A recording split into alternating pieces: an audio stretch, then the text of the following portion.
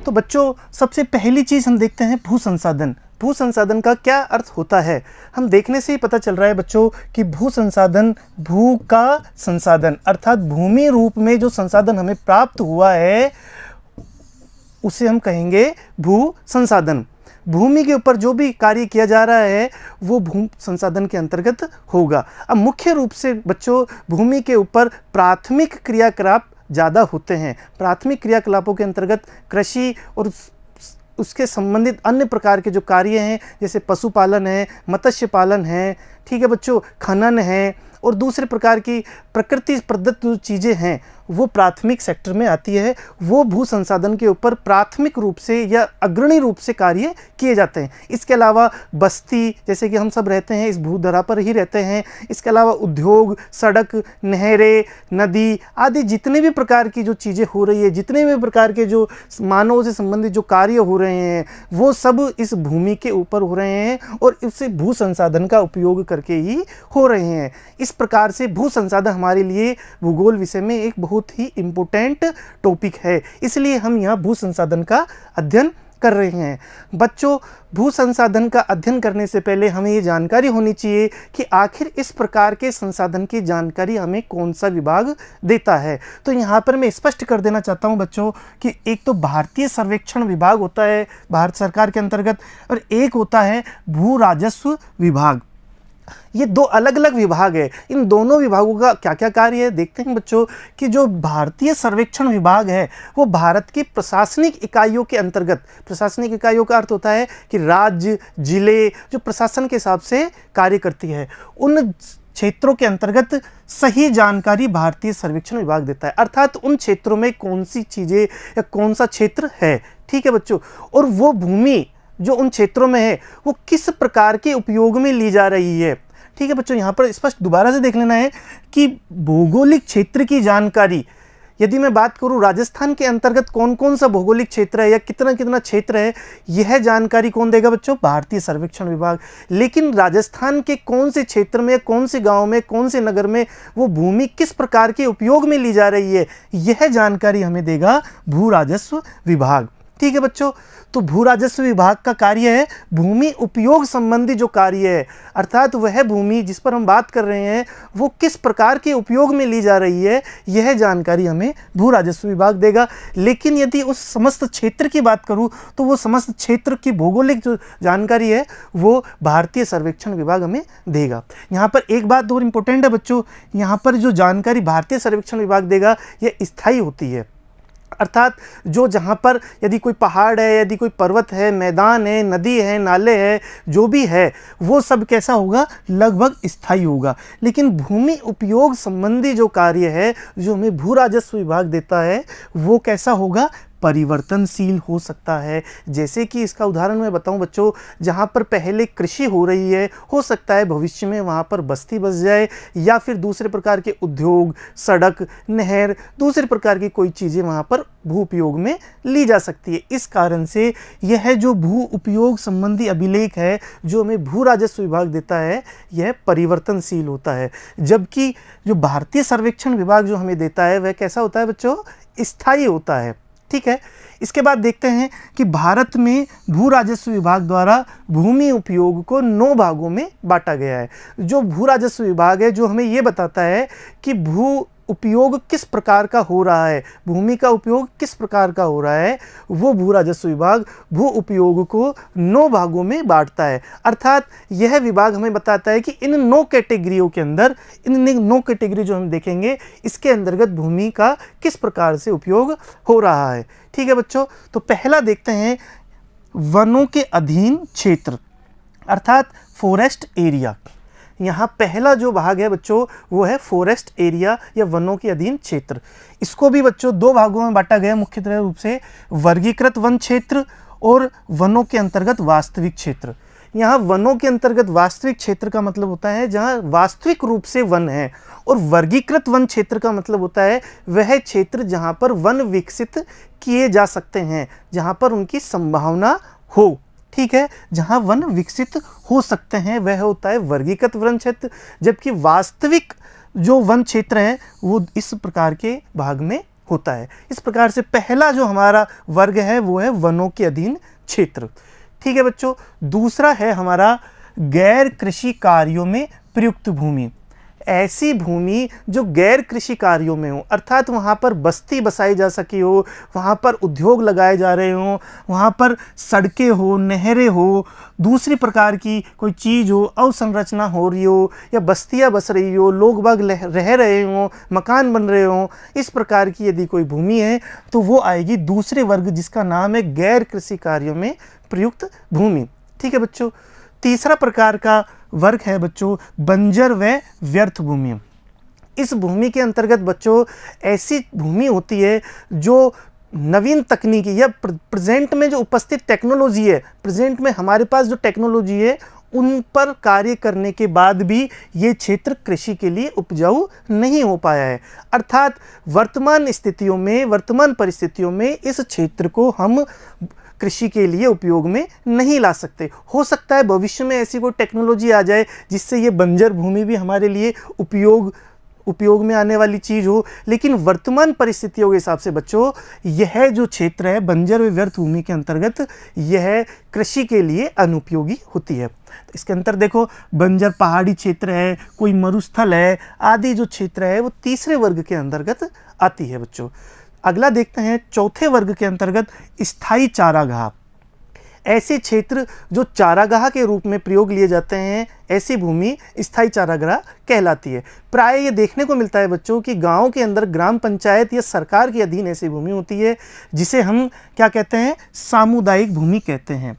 ठीक है, ये साझा संपत्ति भी होती है, अर्थात गांव की साझा संपत्ति होती है, किसी की निजी संपत्ति नहीं होती। और यहाँ से प्राप्त जो उत्पाद होते हैं, यहाँ से प्राप्त जो भी कार्य किए जाते हैं वो सब साझा रूप से किए जाते हैं, समूचे ग्राम के लिए या सभी लोगों के लिए किए जाते हैं, किसी पर्टिकुलर किसी निजी संपत्ति यहाँ पर नहीं होती। ठीक है बच्चों, तो चौथा वर्ग है स्थायी चारागाह। इसके बाद देखते हैं बच्चों पांचवा वर्ग है विविध तरु फसलों व उपवनों के अंतर्गत क्षेत्र। ये इस प्रकार के क्षेत्र होते हैं जैसे उद्यान हो गए। ठीक है बच्चों, ये मुख्य रूप से निजी स्वामित्व के होते हैं और सामुदायिक रूप से भी हो सकते हैं, लेकिन मुख्य रूप से ये निजी स्वामित्व के होते हैं। और यहाँ पर उद्यान हुआ या फिर फल फ्रूट वाले जो वृक्ष हैं वो मुख्य रूप से इन क्षेत्रों में लगाए जाते हैं, फलदार वृक्ष। ठीक है बच्चों, इसके बाद देखते हैं अगला छठा कृषि योग्य व्यर्थ भूमि।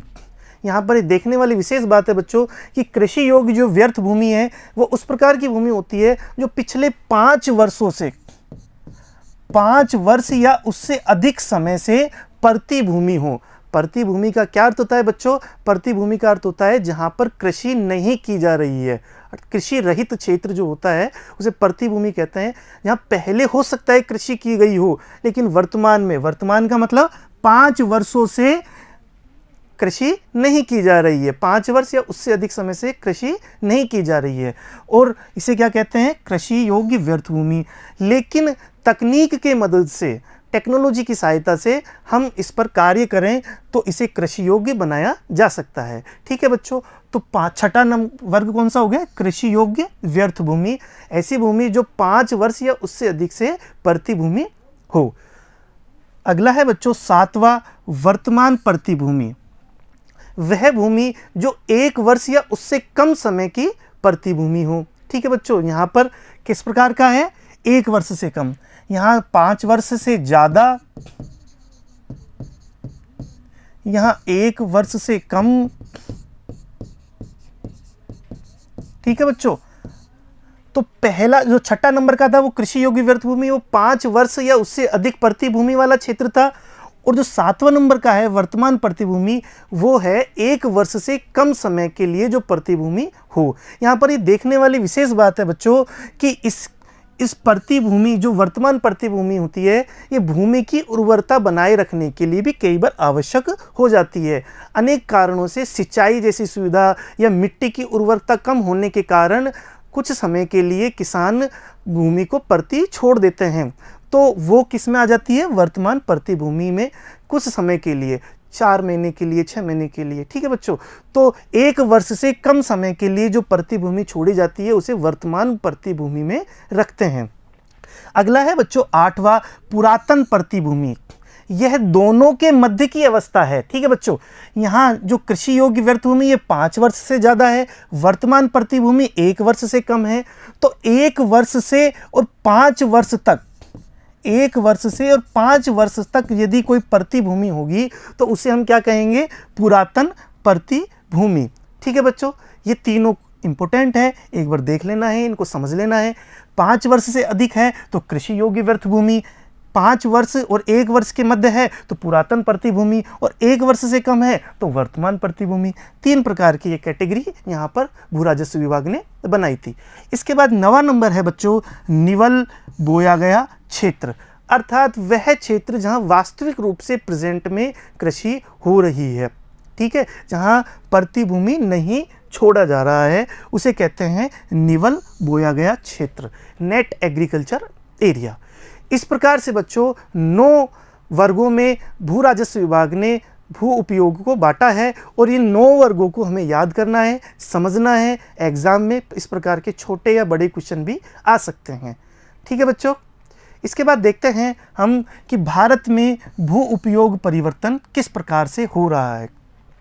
भू उपयोग परिवर्तन का क्या अर्थ होता है? सबसे पहले ये समझ लेते हैं बच्चों कि भू उपयोग का मतलब होता है जो भूमि हमारे उपयोग में आ रही है, वह भूमि जो उपयोग में आ रही है, अर्थात ये जो 9 वर्ग हमने इनका अध्ययन किया, इन 9 वर्गों के अंतर्गत जो भूमि आ रही है उसमें यदि एक वर्ग से दूसरे वर्ग में वो जा रही है, ठीक है, तो उसे क्या कहेंगे? भू उपयोग परिवर्तन कहेंगे। भू उपयोग परिवर्तन से हमें क्या समझ में आया बच्चों कि भूमि जो पहले किसी और उपयोग में आ रही है, वह भूमि जो पहले किसी और उपयोग में आ रही थी, लेकिन उसका परिवर्तन करने के पश्चात वो किसी दूसरे प्रकार के उपयोग में आने लग गई। अब कौन से उपयोग में आने लग गई? 9 प्रकार के हमने वर्ग पढ़े थे। एक वर्ग में पहले किसी न किसी वर्ग में एक में आ रही होगी, एक वर्ग से यदि दूसरे वर्ग में हो जाती है तो उसे कहते हैं भू उपयोग परिवर्तन। तो भारत में भू उपयोग परिवर्तन किस प्रकार से होता है और उसके क्या क्या कारण हैं, आइए देखते हैं हम। देखो बच्चों कि भारत के अंतर्गत भू उपयोग परिवर्तन मुख्य रूप से अर्थव्यवस्था से संबंधित होता है, क्योंकि हम सब जानते हैं कि भारत एक विकासशील राष्ट्र है और यहाँ पर लगातार रूप से विकास हो रहा है आज़ादी के बाद से। अब लगातार यदि विकास होगा, अर्थव्यवस्था में बदलाव होगा, तो यहाँ पर भू उपयोग में परिवर्तन भी होगा, हम सब जानते हैं।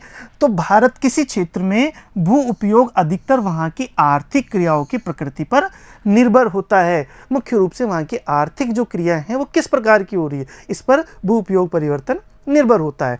तो आइए अर्थव्यवस्था में ऐसे कौन कौन से कारक है जिस कारण से भू उपयोग प्रभावित होता है, देखते हैं बच्चों। पहला कारक है अर्थव्यवस्था के आकार में बदलाव। हम सब जानते हैं बच्चों कि आज़ादी के बाद हमारी अर्थव्यवस्था कम थी, छोटी थी, लेकिन समय के साथ में जैसे जैसे समय बदलता गया वैसे वैसे विकास होता गया और भारत लगातार रूप से अर्थव्यवस्था के आकार में बदलाव लाता गया, सकारात्मक बदलाव यहाँ पर होता गया। और आज भारत दुनिया की टॉप 5, दुनिया की 5 सबसे बड़ी अर्थव्यवस्थाओं में से एक है। ठीक है बच्चों, तो भारत की अर्थव्यवस्था में लगातार रूप से यदि परिवर्तन, सकारात्मक रूप से परिवर्तन होता गया तो यहाँ भू उपयोग परिवर्तन भी होगा। ठीक है बच्चों, तो किस प्रकार से होगा? भूमि पर दबाव बढ़ेगा और सीमांत भूमि का प्रयोग भी यहाँ पर लाया जाएगा।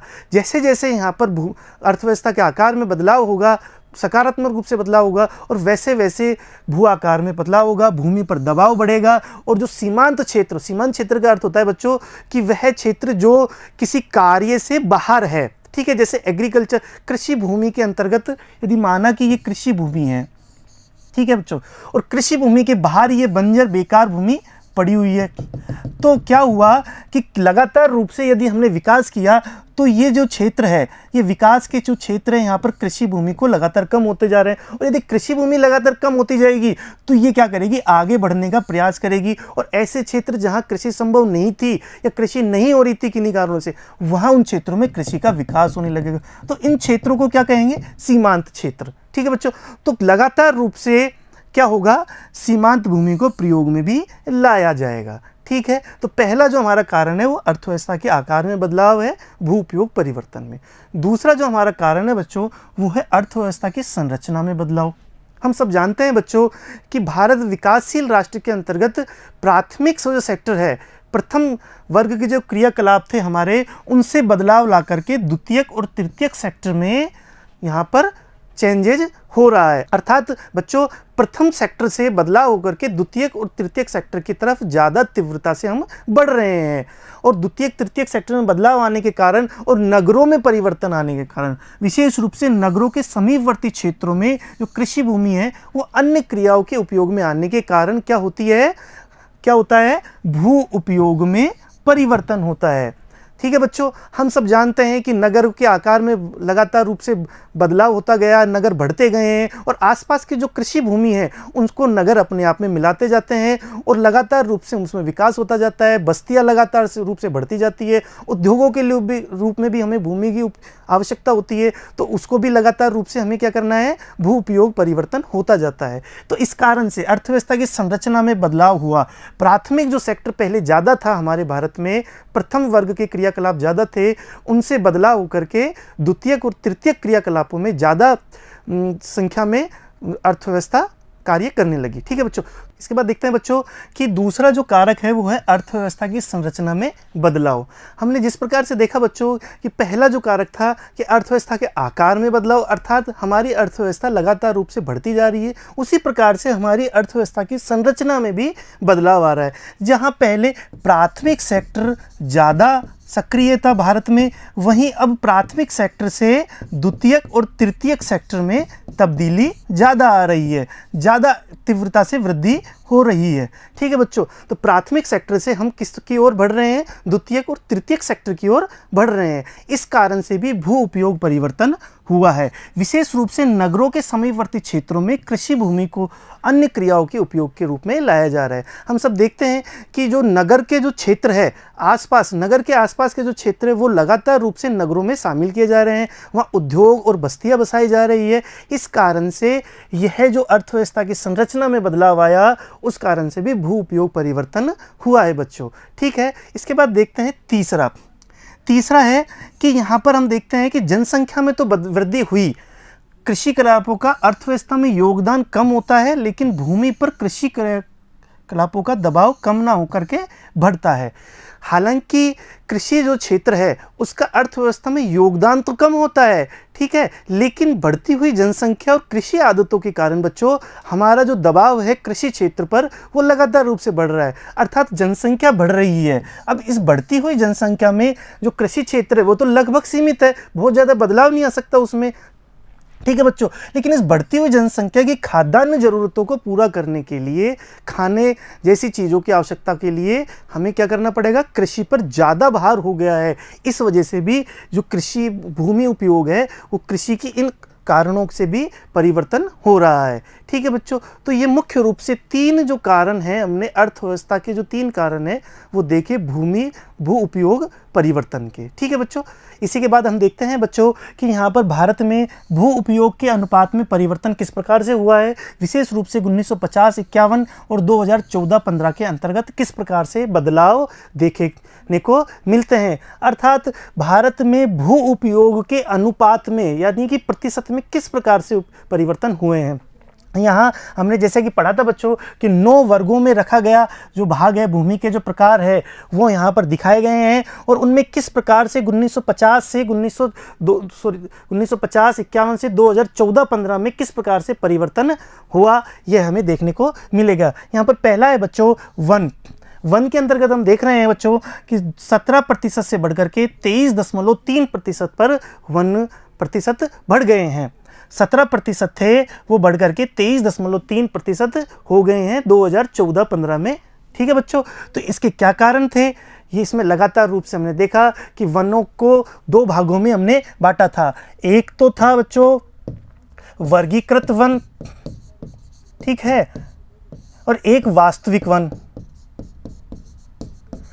यहाँ पर देखने वाली बात क्या है बच्चों कि वास्तविक वनों में वृद्धि ना होकर के किस प्रकार के वनों में वृद्धि हुई है, वर्गीकृत, अर्थात उन में जहाँ पर संभावना व्यक्त की जा सकती है, अर्थात वह क्षेत्र या वो भूमि जहाँ पर वनों को विकसित करने की संभावना है उन क्षेत्रों में प्रतिशत में वृद्धि हुई है, ना कि वास्तविक वनों में। ठीक है बच्चों, तो यहाँ हमने देखा कि 17% से बढ़कर के 23.3% पर वनों का क्षेत्र बढ़ गया है। दूसरा है बच्चों गैर कृषि कार्यों में प्रयुक्त भूमि। अब गैर कृषि कार्यों में प्रयुक्त भूमि का मतलब क्या होता है बच्चों, कि ऐसी भूमि जहाँ पर बस्तियाँ बसाई गई हो, जहाँ पर उद्योग लगाए गए हों, नहर, सड़कें आदि कार्य जहाँ पर किए गए हों, वो उस क्षेत्र को क्या बोलते हैं बच्चों, गैर कृषि कार्यों में प्रयुक्त भूमि। यहाँ पर भी देखने को मिल रहा है कि 3.2 से बढ़कर के 8.7% हो गया है, अर्थात यहाँ पर भी लगभग 2.5 गुना वृद्धि यहाँ पर देखने को हमें मिली है। इसका क्या कारण है बच्चों, कि लगातार रूप से होता गया जो विकास है, और उस विकास के कारण हम किस प्रकार से सेक्टरल परिवर्तन, सेक्टरल चेंज, प्रथम सेक्टर से चेंज होकर के द्वितीयक और तृतीयक सेक्टर में चले गए हैं। इस कारण से बस्तियों की ज़्यादा आवश्यकता हुई और उसके लिए भूमि की आवश्यकता हुई, उद्योगों की ज़्यादा आवश्यकता हुई, उसके लिए भूमि की आवश्यकता है। तो लगातार रूप से भूमि में परिवर्तन, भू उपयोग में परिवर्तन यहाँ पर देखा गया। 3.2 से बढ़कर के 8.7% पर यहाँ पर ये गैर कृषि कार्यों में प्रयुक्त भूमि हुई। तीसरे नंबर पर आता है बच्चों बंजर व व्यर्थ भूमि। ऐसी भूमि जो बंजर हो या बेकार हो, ठीक है, या फिर प्रचलित प्रौद्योगिकी या प्रचलित तकनीक के माध्यम से उन्हें भूमि को कृषि योग्य नहीं बनाया जा सके, तो उन क्षेत्र को देखा कि 13.4 से घट करके 5.5 पर वो आ गया है। अर्थात भारी मात्रा में हमने इस पे कार्य किया, तकनीक के माध्यम से इन बंजर और व्यर्थ भूमि को कृषि योग्य या चारागाह योग्य बनाया। ठीक है बच्चों, इसके बाद स्थायी चारागाह 2.3 से बढ़कर के 3.3 हो गया। इसका क्या कारण, हमने बताया कि बंजर और व्यर्थ भूमि को हमने तकनीक के माध्यम से चारागाह और वास्तविक रूप से कृषिगत क्षेत्र में तब्दील किया। इसके बाद है बच्चों फसल वृक्षों के अधीन क्षेत्र।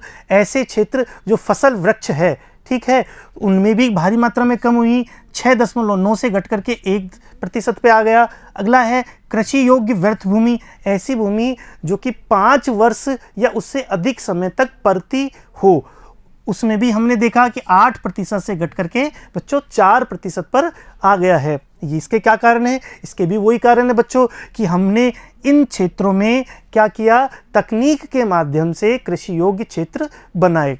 इसके बाद देखते हैं कि वर्तमान प्रति के अतिरिक्त प्रति भूमि, अर्थात ऐसी क्षेत्र जो 1 वर्ष से 5 वर्ष के मध्य प्रति हो, उसमें भी हमने देखा कि कमी आई, 6.1 से घट करके 3.6 तक आ गया। अगला है वर्तमान प्रति भूमि, यह 3.7 से बढ़कर के बच्चों 4.9% पर आ गया है। इसके बढ़ने के क्या कारण है बच्चों, इसके बढ़ने के 2 कारण हैं। इसके बढ़ने के 2 कारण कौन कौन से हैं बच्चों, देखो वर्तमान प्रति भूमि है, एक तो वर्षा की अनिश्चितता और एक है फसल चक्र। ये दोनों प्रकार के कारण हमने पढ़े कि वर्षा अनिश्चित रूप से, कभी वर्षा कम आती है, कभी मानसून कम आता है, कभी ज़्यादा आता है, या फिर कभी कभी तो अकाल भी पड़ जाता है। ऐसी परिस्थितियों में वर्षा की अनियमितता के कारण कुछ क्षेत्र परती छोड़ दिया जाता है। यह 1 वर्ष से कम होता है, इस वजह से इसे वर्तमान प्रतिभूमि में रखा जाता है। इसी प्रकार से फसल चक्र के अंतर्गत हम मृदा की उर्वरता बनाए रखने के लिए कुछ समय के लिए वो क्षेत्र परती के रूप में छोड़ देते हैं, जिससे कि मृदा की उर्वरता में वृद्धि हो, और उसके कारण ये वर्तमान प्रतिभूमि में बदलाव कैसा देखने को मिला, सकारात्मक, अर्थात इसमें वृद्धि देखने को मिली। अगला है बच्चों निवल बोया गया क्षेत्र। यह निवल बोया गया क्षेत्र क्या होता है, ये निवल बोया गया क्षेत्र होता है बच्चों वास्तविक रूप से कितना क्षेत्र या कितनी भूमि कृषि योग्य कृषि कर रहे हैं। ठीक है बच्चों, तो यहाँ पर देख रहे हैं 41.7 से बढ़कर के 45.5 पर हो गया है। कब, 1950-51 से 2014-15 के मध्य। तो इस प्रकार से 9 के 9 वर्गों को हमने देखा कि इन दशकों में, ठीक है बच्चों, आज़ादी के बाद से 2014-15 तक ये 9 वर्गों में किस प्रकार के परिवर्तन देखने को मिले, और इन परिवर्तनों के आधार पर ही हमने देखा कि किस प्रकार से भारत विकास कर रहा है और भू उपयोग परिवर्तन यहाँ देखने को मिल रहे हैं। इसके बाद देखते हैं बच्चों कि स्वतंत्रता पश्चात, यहाँ स्वतंत्रता पश्चात किस प्रकार से अर्थव्यवस्था में बदलाव आया। भूमि उपयोग परिवर्तन भी प्रभावित हुआ। जहां पहला सेक्टर है वन क्षेत्र में वृद्धि सीमांकन के कारण हुई है, न कि देश में वास्तविक वन आच्छादित क्षेत्र के कारण। अर्थात यहां पर सीमांकन या वर्गीकृत क्षेत्र में बदलाव आया, इस वजह से यहां पर वृद्धि देखी गई। वास्तविक रूप से जो वन क्षेत्र है उसमें वृद्धि नहीं हुई। दूसरा है बच्चों गैर कृषि कार्यों में प्रयुक्त क्षेत्र। यहाँ पर गैर कृषि कार्यों में, यहाँ पर हमने देखा गैर कृषि कार्यों में प्रयुक्त क्षेत्र 3.2 से बढ़कर के 8.7 तक बढ़ गया था। तो इसमें वृद्धि के क्या कारण है? सेक्टर परिवर्तन तथा नगरों का विकास। तो सेक्टर परिवर्तन प्रथम सेक्टर से बदल करके हम द्वितीयक और तृतीयक क्रियाकलापों में ज़्यादा अग्रणी हो रहे हैं। साथ ही नगरों का विकास भी यहाँ पर हमें देखने को मिल रहा है। इस वजह से बच्चों यहाँ पर गैर कृषि कार्यों में प्रयुक्त भूमि में भारी मात्रा में लगभग 2.5 गुना हमने यहाँ पर इजाफा देखा। इसके बाद देखते हैं बच्चों तीसरा, वर्तमान प्रतिभूमि में वृद्धि का कारण वर्षा की अनियमितता तथा फसल चक्र है। वर्तमान प्रतिभूमि यहाँ पर मैंने बताया आपको कि 3.7 से बढ़कर के 4.9 हो गया। ये किस कारण से हुआ? ये फसल चक्र और वर्षा की अनियमितता के कारण से हुआ। ठीक है बच्चों, तो यहाँ पर हमने इसके विभिन्न कारण देखे और इन कालखंडों में परिवर्तन का स्वरूप देखा। आगे देखते हैं बच्चों साझा संपत्ति संसाधन का क्या अर्थ होता है, ये किस प्रकार से इनमें कार्य करता है। तो हमने भू संपत्ति को बच्चों 2 भागों में बांटा। भू संपत्ति अर्थात भूमि जो संपत्ति के रूप में है वो 2 भागों में बांटा जा सकता है। पहला है निजी संपत्ति, दूसरा है साझा संपत्ति। निजी संपत्ति हम सब जानते हैं बच्चों कि जो पर्सनल या निजी रूप से व्यक्ति या व्यक्तियों के समूह की हो वो क्या होगी? निजी संपत्ति होगी। एक व्यक्ति या व्यक्तियों का अधिकार यहाँ पर होता है। ठीक है, जबकि साझा संपत्ति में राज्य का अधिकार होता है।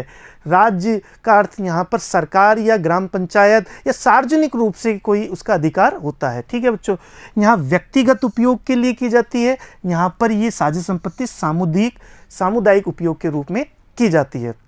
ठीक है बच्चों, तो यहाँ साझा संपत्ति को हमने देखा कि राज्य का अधिकार होता है और सामुदायिक उपयोग के रूप में यहाँ पर साझा संपत्ति उपयोग में ली जा सकती है। इसके बाद देखते हैं कि ये साझा संपत्ति किस प्रकार से यहाँ पर उपयोगी है। तो ग्रामीण क्षेत्रों में भूमिहीन छोटे कृषक, मजदूर, महिलाएं के लिए विशेष इनका महत्व है। क्यों महत्व है बच्चों? क्योंकि वहाँ से चारा, ईंधन, लकड़ी व अन्य वन के उत्पाद प्राप्त किए जाते हैं। यहाँ पर एक बात और विशेष बता दूं बच्चों कि ये जो साझा संपत्ति है, ये साझा संपत्ति किसी भी गांव के अंतर्गत बहुत इम्पोर्टेंट योगदान रखती है। क्यों रखती है? क्योंकि जो विशेष रूप से जो भूमिहीन कृषक है, जो छोटे कृषक है, जो मजदूर है और जो महिलाएं हैं, उनकी जीवन यापन करने के ये साधन होते हैं। इसी के अंतर्गत बच्चों सरकार ने एक स्कीम चलाई थी सामाजिक वानिकी। ठीक है, इस सामाजिक वानिकी के अंतर्गत बच्चों ये साझा जो संपत्ति है, ठीक है, ये सामुदायिक जो क्षेत्र है, इन क्षेत्रों को ऐसे लोगों को या आदिवासियों को, स्थानीय लोगों को दे दिया कि जिस तरीके से सरकारी संपत्तियों को लीज पर देते हैं। हालांकि लीज पर नहीं दिया, लेकिन एक तरीके से उस तरीके से दे दिया। और इन क्षेत्रों को माना कि ये क्षेत्र है, ये बंजर है, बेकार है, सामुदायिक है या चारागाह के रूप में है, या कोई पहाड़ी का क्षेत्र है जो सरकारी या सामुदायिक है। ठीक है बच्चों, इस क्षेत्र का पहले कोई उपयोग नहीं हो रहा था।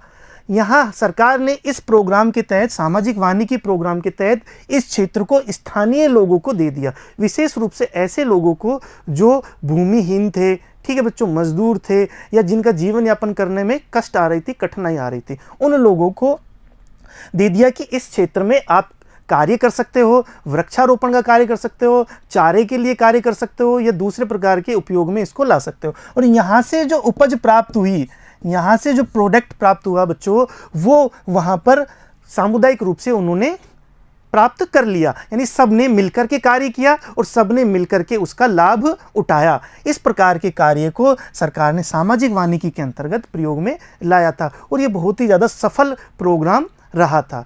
ठीक है बच्चों, तो इस प्रकार से साझा संपत्ति एक विशेष रूप से भूमिहीन छोटे कृषक, मजदूर है, महिलाएं हैं, उनके लिए बहुत ज़्यादा उपयोगी होती है। इस प्रकार से बच्चों आज हमने पढ़ा भू उपयोग। भारत के अंतर्गत भू उपयोग किस प्रकार से हैं, भू राजस्व विभाग ने 9 वर्गों में किस प्रकार से भू उपयोग को बांटा है और साझा संपत्ति क्या होती है। ठीक है बच्चों, अगली क्लास में पढ़ेंगे हम भू उपयोग, भू संसाधनों का कृषि के साथ क्या संबंध है और कृषि के अंदर कौन कौन सी फसलें आती है। धन्यवाद बच्चों।